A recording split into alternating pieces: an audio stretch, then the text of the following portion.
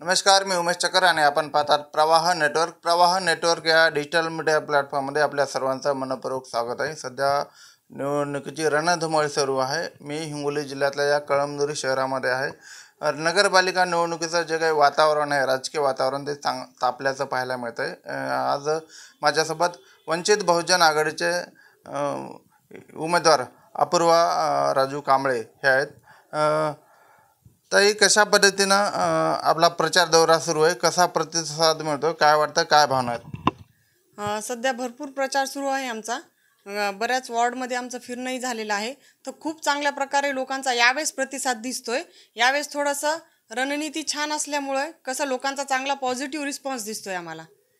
मागच्या अनेक वर्षापासूनचं जे कळमनुरी शहर बघितलं, परिसर बघितला, तर विकास झाला वाटतं का? कशा पद्धतीने विकास व्हायला पाहिजे आणि झाला काय विकास, काय वाटतं? मी आता गेले 7 वर्षापासून कळमनुरीमध्ये राहतीये. तर तेव्हापासून मला तरी थोडाफारही विकास झालेला दिसत नाहीये. दर 5 वर्षी निवडणुका होतात, निवडून येतात, पण आधी आश्वासन देतात, पण नंतर काहीच करून आल्याचं मला घडून दिसत नाहीये. जसे आहे तसे कचरा व्यवस्थापन नाहीये, दवाखान्याची सुधारणा नाहीये, आरोग्य व्यवस्थापन नाहीये, कौशल्य व्यवस्थापन नाहीये, रोजगार नाहीये मुलांना आणि महिलांसाठी सक्षमीकरण नाहीये. मेन म्हणजे आपला जो सरकारी दवाखाना आहे तिथे साधी महिलांची प्रस्तुतीसुद्धा होत नाहीये. त्यासाठी त्यांना हिंगोली किंवा नांदेडला यासाठी जावं लागतं. तर त्यासाठी कसं एक खास केंद्र असणं जरुरी आहे महिलांसाठी. वंचित बहुजन आघाडीच्या माध्यमातून तुम्ही या निवडणुकीच्या नगरपालिकेच्या या निवडणुकीच्या रिंगणामध्ये उतरलात. काय अजेंडा असणार आहे आपला, काय सांगाल? आमचा महत्त्वाचा अजेंडा असाच असणार आहे की महिला सक्षमीकरण, रोजगार, स्वास्थ्य, आरोग्य, सन्मान हा आमचा महत्त्वाचा अजेंडा असणार आहे. जाहीरनामा तसा तुम्ही वाचलाच असेल, आमचा जाहीरनामा प्रसिद्ध झालेला आहे. तर त्यामध्ये अजेंडा हाच आहे की महिलांसाठी आम्ही जास्तीत जास्त रोजगार, जसं पापड गिरणी असं, शिलाई मशीन असेल, मुलींसाठी केंद्र असतील, आपले शैक्षणिक केंद्र असतील आणि मुलांसाठी जसं की रोजगार उत्पन्न करण्यासाठी आम्ही भरपूर प्रयत्न करणार आहोत. जास्त करून आम्ही विकासाकडे भर देणार आहोत. जास्त करून विकासाकडे भर देणार आहोत असं सुद्धा यावेळी उमेदवार ज्यात वंचित बहुजन आघाडीच्या अपूर्वा राजू कांबळे यांनी सांगितलेले. त्यांचे जे पद आहेत त्यांचं वंचित बहुजन आघाडीच्या माध्यमातून शहरात तालुक्यात मोठं काम आहे. समाजकार्यात देखील त्यांचा मोठा सहभाग असतो. विविध आंदोलने असतील, मोर्चे असतील, याच माध्यमातून शहरातल्याच नव्हे तर तालुक्यातल्या सर्वसामान्य गोरगरीब कष्टकरी शेतकरी या भागाची नाळ जुळलेली त्यांची आहे. ते माझ्यासोबत आहेत. कशा पद्धतीनं आपला प्रचार दौरा सुरू आहे, पत्नीची उमेदवारी जाहीर झाल्याच्या नंतर आपण कशी कामाला सुरुवात केली आहे, काय अजेंडा आहे, काय सांगाल?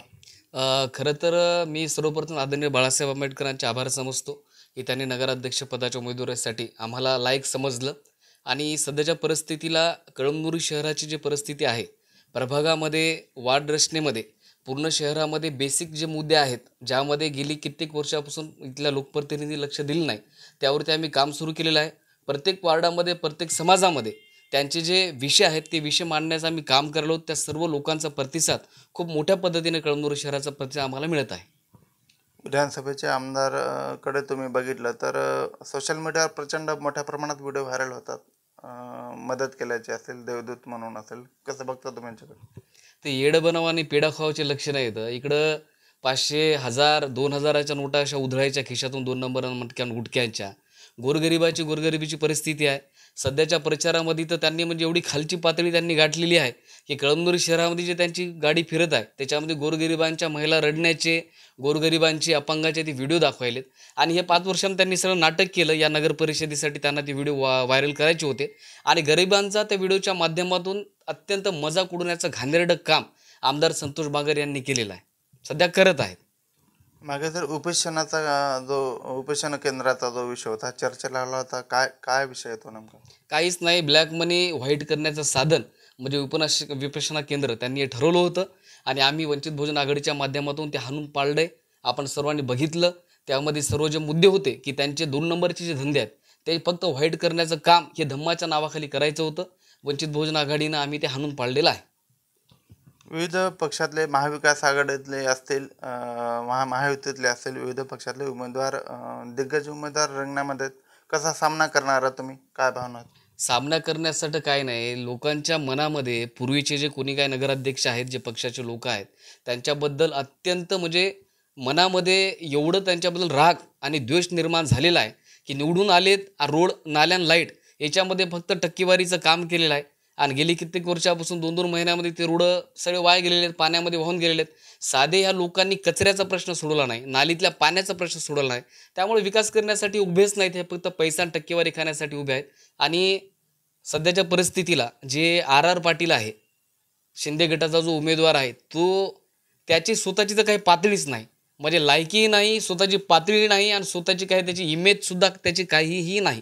ते फक्त त्यांचे आका जे आहेत, आका स्वतःच्या पीएला उमेदवारी दिली, उमेदवार मिळत नव्हते असं वाटतं काय? उमेदवार मिळत नव्हते. आता तिकीट विकल्या गेलं का जवळच्या माणसाला गेलं आणि प्रामाणिक माणसं बाजूला केले, तो त्यांच्या पक्षाचा विषय होता. पण आर पाटलीचं असं कोणतं त्यानं कर्तृत्व या शहरामध्ये केलेलं आहे, या तालुक्यामध्ये केलेलं आहे की जो उमेदवारीचं लायक आहेत.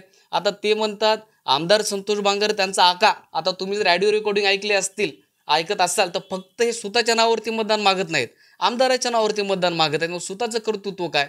त्यामुळं माझं आर पाटील जेवढे नगराध्यक्ष शिंदे गटाचे उमेदवार जे आहेत ते जेवढं विकास कामाचं सांगत आहेत, वाजवत आहेत, टीव्हीवरती व्हिडिओ दाखवत, माझं त्यांना ओपन चॅलेंज आहे या माध्यमातून. आणि त्यांच्यात हिंमत असेल, आमदारामध्ये हिंमत असेल, त्या नगराध्यक्ष उमेदवारामध्ये हिंमत असेल, त्यांनी ऑनलाईन ऑन मीडियामध्ये माझ्यासोबत कळमनुरी शहराच्या विकासाच्या बाबतीमध्ये त्यांनी बसावं. 3 प्रश्न माझे फक्त असतील, आरोग्य, शिक्षण आणि बेरोजगारीसाठी. कचरा घोटाळ्याचं काय? कचरा घोटाळा देखील चर्चेत आहे कळमनुरी शहरात. कचरा घोटाळा खाणारे तेच आहेत ना. कळमनुरी शहरामध्ये जेवढे 5 वर्ष 6 वर्षामध्ये टेंडर आलेत, 99% त्यांच्याच माणसांकडे ते टेंडर आहेत, त्यांच्यात लोक कचरा घोटाळे करतायत आणि तेच दाबल्या जात आहेत. बाळासाहेब ठाकरे उद्यानाचा जो हे उद्यान ते अनेक वास्तूतल्या मोडकळीस आलेले आहेत, तिथले व्यवस्था बघितली. आणि उद्यानाचा तर यांना मी सांगतो, जेव्हा वंचित बहुजन आघाडीने आणि सामाजिक कार्यकर्त्यांनी ह्याच उद्यानाला छत्रपती शिवाजी महाराज उद्यान नाव द्या म्हणून सर्वप्रथम आम्ही मागणी केली होती, तर यांना महाराजांपेक्षा यांच्या पक्षाचा प्रमुख यांना फार मोठा वाटला, यांचा बाप वाटला की छत्रपती शिवाजी महाराजांचं कदाचित नाव जर ह्याला दिलं असतं तर आज तो उद्यान एकदम सुशोभीकरण एकदम चांगलं राहिलं असतं. पण अनेक फंड आणायलेत त्या उद्यानासाठी, खायले. तुम्ही जर तिथं गेले तुम्हाला दारूच्या बाटल्या दिसतील, घाणघाण तिथं काही वेगवेगळ्या पद्धतीचे प्रकार दिसतील. बस एवढं काम सुरू आहे, फक्त पक्षाला खुश करण्यासाठी केलेलं उद्यान म्हणजे ते नाटक आहे. नुकताच भाजपचा या ठिकाणी कार्यक्रम झाला. भाजपच्या राज्यमंत्री देखील या ठिकाणी उपस्थित होता. विविध ताशेरे शिंदे गटाचे आमदार ओढल्या गेले. आरोप प्रत्यारोपाचं राजकारण कळमनुरी शहरामध्ये सुरू झालंय. कसं त्यांचे इशारे कसे? आशे. आता तुम्ही सांगा, यांचे एवढे घाणेरडे इशाऱ्यामध्ये महिलांनी यांच्याकडून काय उद्देश घ्यावा, युवा तरुणांनी काय उद्देश घ्यावा? हे दोन्ही करप्टेड भ्रष्टाचारी यांच्या हातात रंगलेले आहेत. कळमनुरी शहरातल्या जे काही उमेदवार आहेत ते महिलाच उमेदवार आहेत. काय काय आता महिला उमेदवारांचा आता तो नगरपालिकेचा एक अजेंडा आहे, निवडणूक विभागाचा तो अजेंडा होता. पुरुष जर सुटला असतं तर साहजिक आहे की माझी उमेदवारी तिथं फायनल. एकीकडे महिलांवर तशा पद्धतीचे हातवारे करणं आणि इकडे महिलांच्या भावना दुखतात वाटतं. नाही, साहजिक आहे दुखणार. आणि आताचं नाटक सुरू थोडी आहे, बनेंवर उभं टाकणं, बनेंवरती दंड दाखवणं, प्रत्येक कॉलनीमध्ये बनेंवर दंड ठोपटणं, हे कोणत्या महिलांना पटणार आहे? आता तुम्ही घाणेरडे इशारे, महिलांचे प्रत्यारोप, तुम्ही महिलांची इज्जत चव्हाट्यावरती जर आणत असाल तर महिला सुरक्षित कुठे आहेत? वंचित बहुजन आघाडीच्या माध्यमातून आपण नगराध्यक्ष पदाच्या उमेदवारीसाठी पत्नीला सामोरे केलंय. सामाजिक कार्यात मोठा सहभाग आपला आजपर्यंत दिसून आला.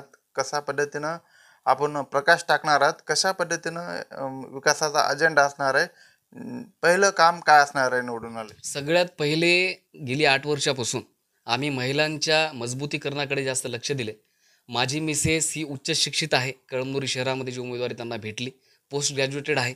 त्यामुळे सगळ्यात पहिले महिला सशक्तीकरण जे आहेत, मूल बाळ चूल एवढ्यापुरतं जे महिलांना मर्यादित ठेवलेलं आहे, त्यांच्या हाताला जो रोजगार मिळण्यासाठी जेही शासनाचे साधन आहेत, शासनाच्या सुविधा आहेत, मग ते बचत गट असतील, वीज भांडवल असेल, त्यानंतर पिठाची गिरणी असेल, शिलाई मशीन असतील, पापड उद्योग असतील, छोटे उद्योग असतील, हे आम्ही प्रत्येक वॉर्डामध्ये सर्वात पहिले महिलांना आणू.